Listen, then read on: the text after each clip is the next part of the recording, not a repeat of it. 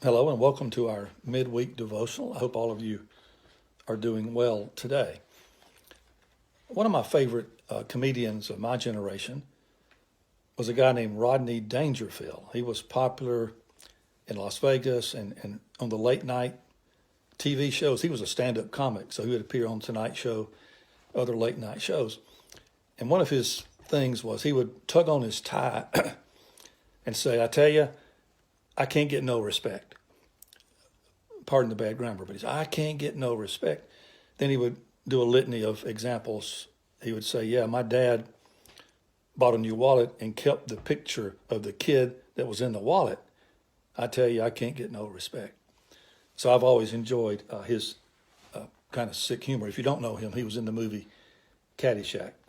Well, one day our family was having lunch at Evergreen's Chinese restaurant, and we were opening our fortune cookies. By the way, I hear they don't have fortune cookies in China. It's an American thing. So we're going around the table, and Sherry opened hers. And it said something like, don't worry about the stock market, invest in your family.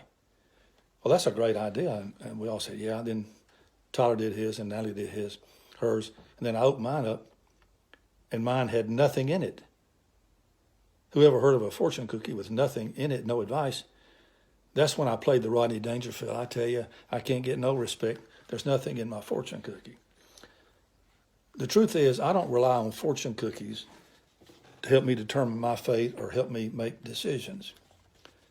If I were going to do that, I might as well depend on a crystal ball or horoscopes, or I might as well do any, miny, miny, mo. If I were going to, or in the Old Testament days, they used something called the Urim and the Thummim, which was basically they rolled dice.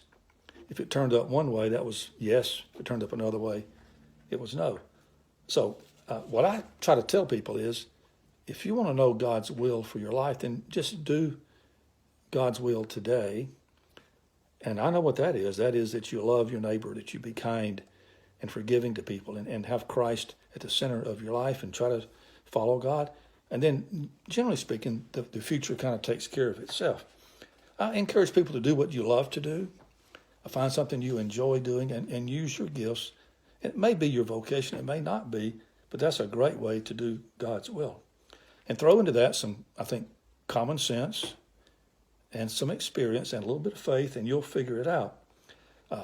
Whatever I say to anybody about God's will for their life, I do so with great humility, because I have a hard time with my own life, much less somebody else's life.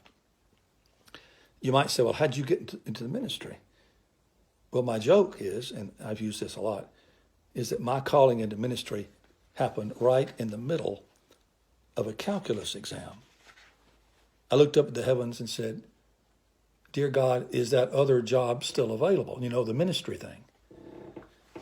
The truth is, God didn't hold a gun to my head and make me surrender. I went into ministry because it's what I enjoy doing. It's what I wanted to do. I was a college minister for about 10 years, working on various college campuses with college kids, and I enjoyed it. But then I got an opportunity to be a pastor. I said, Sherry, you want to try this? And she said, yeah. And I came to find out that my gifts and my calling is more really suited to a local church. And I didn't know that when I was 18 or 28. I discovered that through just some common sense and some experience and a little bit of faith. And I've also discovered, by the way, as a pastor, that I do get a lot of respect, way more than I deserve, with or without a fortune cookie.